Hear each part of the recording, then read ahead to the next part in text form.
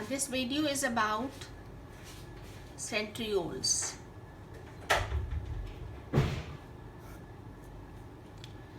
Centriole क्या होता है? सेंट्रियोल जो है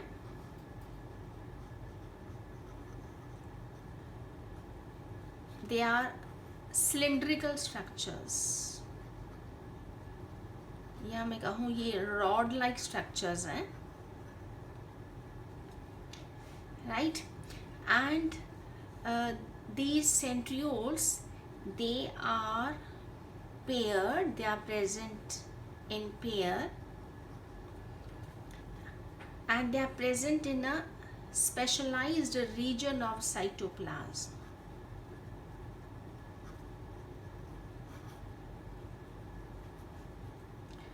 They are present, centriole are cylindrical rod like, and they are present in pair, they are two, right? And they are present, the centrioles are present in specialized region of cytoplasm, which is called as centrosphere or kinoplasm, right? And the two centrioles, there are two in number, and the two centrioles along with centrosphere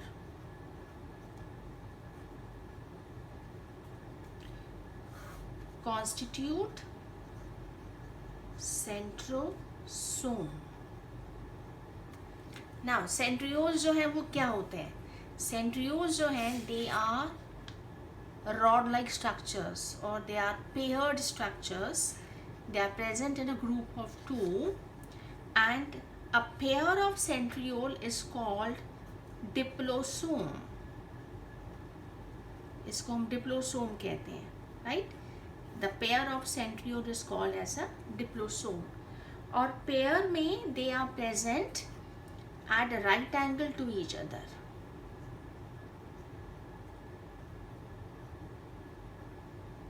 तो अगर हम बात करें तो these are rod like structures, no? This is one centriole and this is other centriole.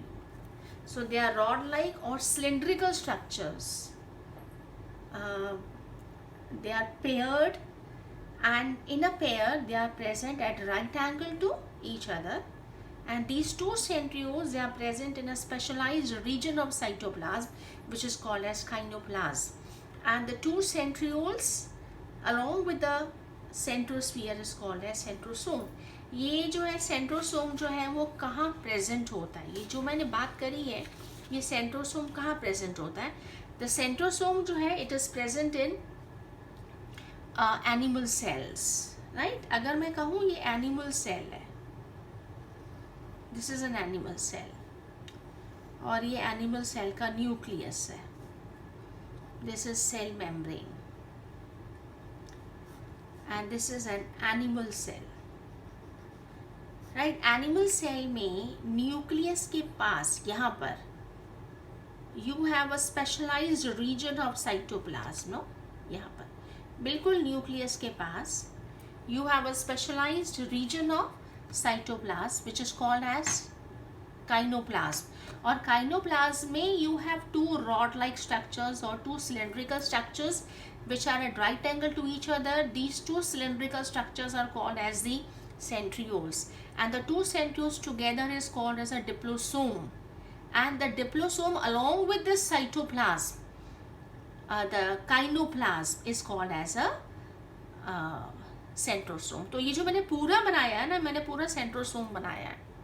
Centrosome में क्या है? Centrosome में you have a pair of centrioles. Centriole के pair को हम diplosome बोलते हैं.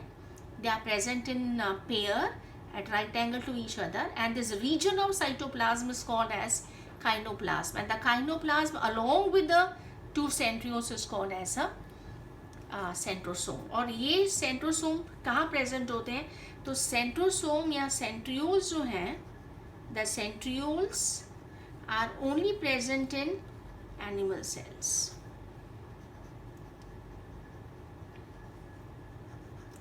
ये सब एनिमल सेल्स में प्रेजेंट होते हैं. They are absent from plant cells. आपको सेंट्रियोल्स जो है वो प्लांट सेल्स में नहीं मिलेंगे. They are absent from plant cells. Right.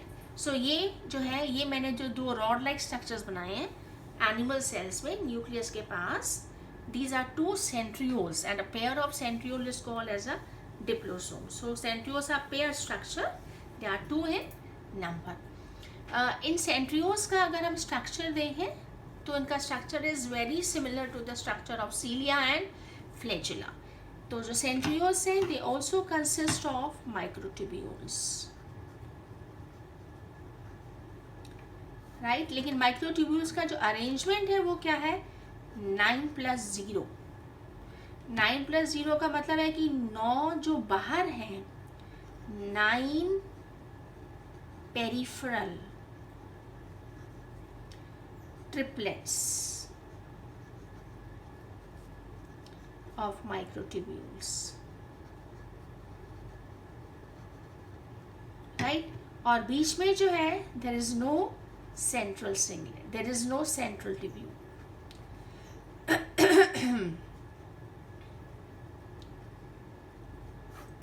तो वहां पे जो अरेंजमेंट था वो 9+2 था.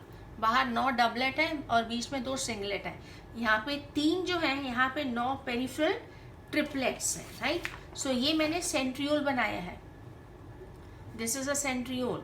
और सेंट्रियोल में ये आपको जो है बाहर 9 जो है ट्रिपलेट्स नजर आ रहे हैं. तो जैसे हमने पहले डबलेट बनाया था वैसे अब हम ट्रिपलेट बनाएंगे. अगर आप इसका स्ट्रक्चर देखेंगे तो आपको जो है ये 3 नजर आएंगे बाहर. ऐसे आपको 3 नजर आएंगे. No 1 2 3, right. Then 1 2 3 1 2 3 1 2 3. So this is the structure of the centriole whereby you have 9 triplets of micro. This is one triplet I am showing you. You have such 9 triplets of microtubules. और बीच में जो है कोई singlet नहीं है, वहाँ पर कोई सेंट्रल ट्यूब्यूल नहीं है. So these are my 9 triplets. So they can be called as A, B and C, subfiber A, B, C, A, B, C, A, B, C and so on, right? And as usual, the wall of the microtubule, it consists of 13 protofibrils. 1 2 3 4 5, these are all 13. No, these are 13. The wall is made up of 13 protofibrils.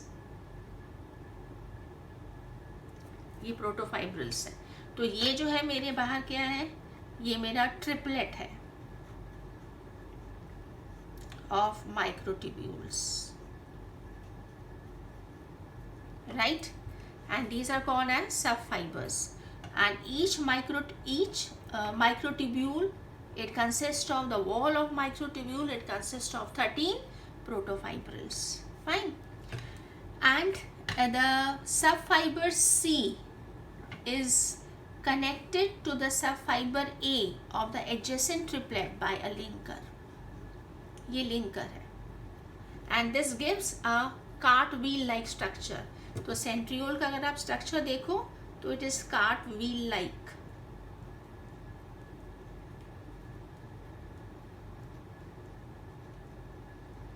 Cartwheel like का structure है, right. और बीच में ये जो है this is a protein hub. ये कोई माइक्रोट्यूब्यूल नहीं है. This is a proteinaceous hub. ये प्रोटीन बॉडी है. This is a proteinaceous hub, right? And the subfiber A is connected to the hub by a radial spoke. ये radial spoke है. So this is the structure of the centriole. और यहाँ पे बाहर कोई plasma membrane नहीं होगी क्योंकि यह साइटोप्लाज्म के अंदर है. Unlike the cilia and the flagella.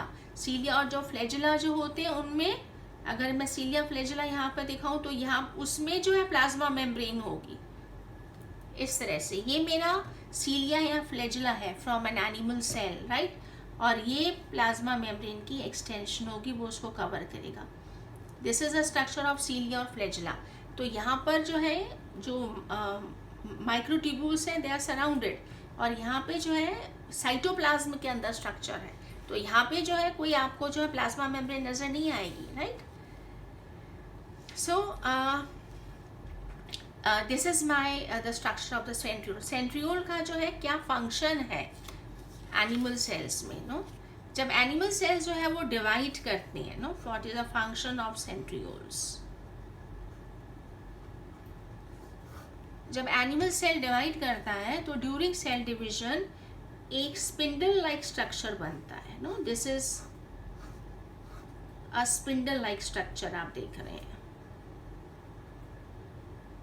This is a bipolar spindle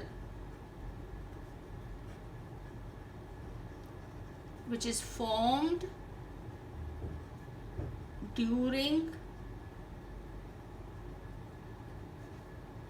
cell division। जब एनिमल सेल डिवाइड करता है तो एक बाइपोलर स्पिंडल बनती है, और स्पिंडल के जो दो पोल्स हैं वो सेंट्रियोल्स बनाते हैं। तो सेंट्रियोल्स जो है they are present in a pair, then the centrioles are replicate, और एक पेयर की जगह दो पेयर्स होंगे, और जब एनिमल सेल डिवाइड करेगा तो जो स्पिंडल बनेगी वहाँ पर स्पिंडल के जो दो पोल्स होंगे वो सेंट्रियोल्स बनाते हैं। So this is the function of the centriole in animal cell. Plant cells में नहीं होता, एनिमल सेल्स में होता है, और जब एनिमल सेल जो है वो डिवाइड करेगा तो डिवीजन के समय एक बाइपोलर स्पिंडल बनती है, और स्पिंडल के जो पोल्स हैं they are being form by the centrioles। So this is the function of the centrioles। centrioles का एक और function भी है। centrioles जो हैं they act as basal body। centrioles act as basal body at the base of सीलिया और flagella. जहां पर भी सीलिया और फ्लैजिला होगा उसके बेस पर आपको हमेशा एक क्या मिलेगी, बेसल बॉडी मिलेगी, नो।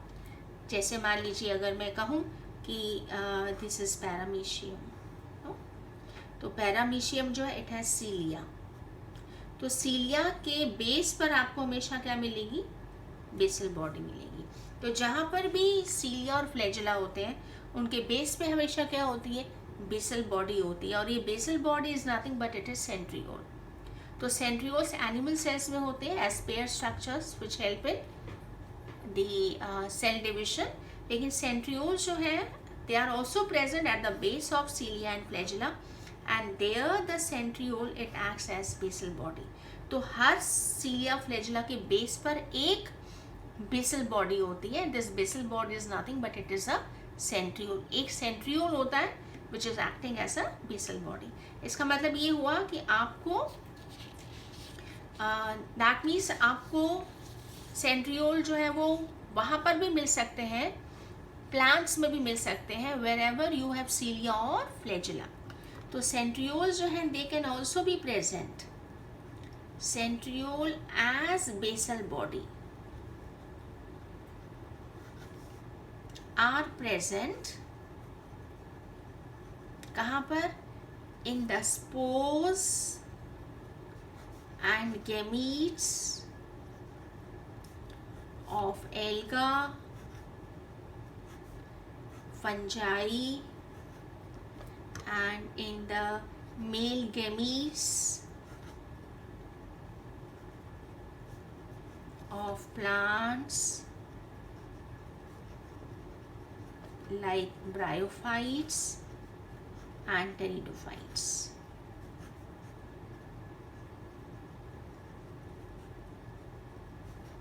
राइट।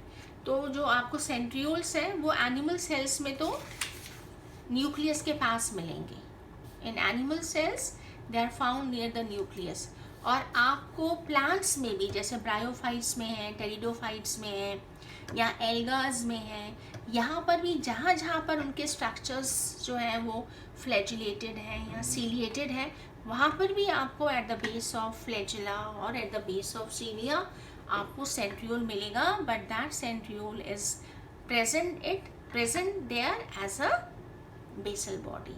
सो उसका मतलब सेंट्रियोल्स जो हैं they are present in the animal cells and they are helping in the cell division, and the centrioles can be present in alga also, in fungi also, in certain plants also, in those cells which are ciliated or flagellated, and they are present at the base of cilia and flagella, right? So the spores and the gametes of bryophytes, pteridophytes, alga, fungi, they're all flagellated, or they might have cilia also. So at the base of the cilia flagella the centriole will be present as a basal body, but generally the plants do not have the centriole like in animals present near the nucleus, right? So this is the structure of the centriole. तो ये हमारा जो है वो centriole हो गया, और centriole जो है वो हमारा कहाँ प्रेजेंट है, एनिमल सेल्स में प्रेजेंट है, न्यूक्लियस के पास प्रेजेंट है. और सेंट्रियोल्स जो हैं they are always present in a group of two at right angle. The two together are called as diplosome, and they are present in a specialized region of cytoplasm, and the two together are called centrosome, and it has a 9+0 arrangement, 9 triplets हैं, और बीच में एक proteinaceous hub है, and each microtubule as usual consisting of 13 protofibrils, and the subfibers of adjacent triplet are joined by linkers, and the subfiber A is connected to the hub by a spoke, and this all give a cartwheel like structure.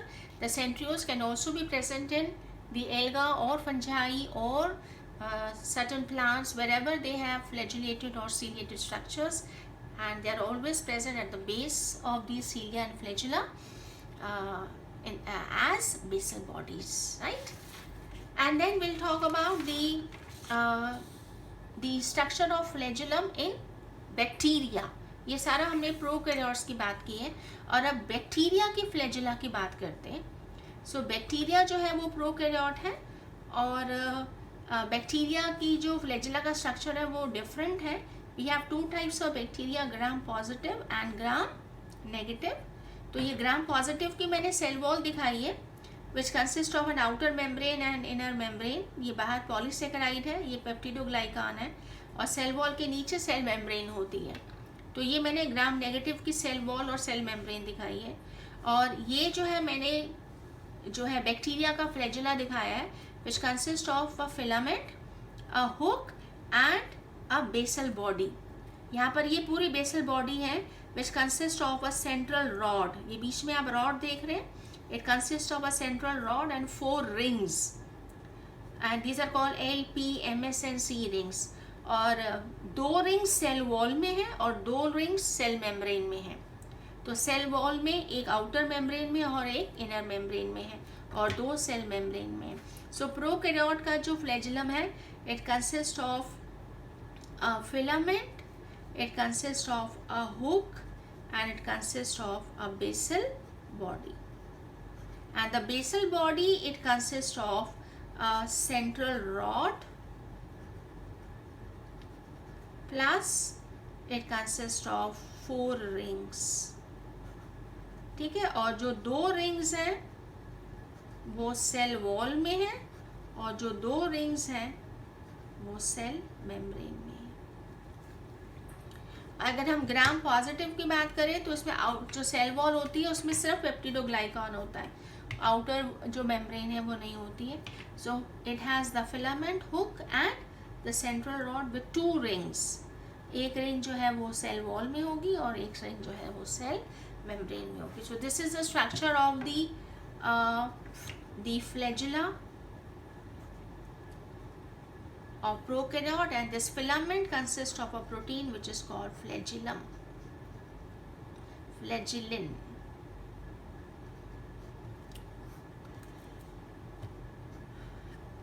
It consists of a flagellin protein. ठीक है. So this is the structure of a prokaryotic flagella. So this is all about the centriole and the flagellum, right? I hope you must have understood.